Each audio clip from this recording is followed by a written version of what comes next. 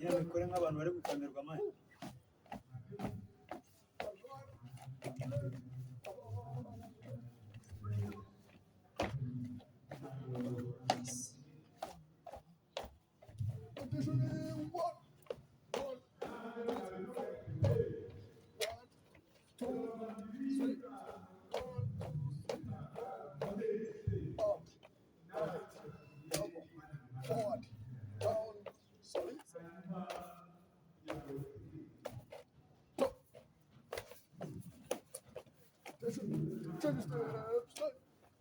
Amaboko bitari guhura hano.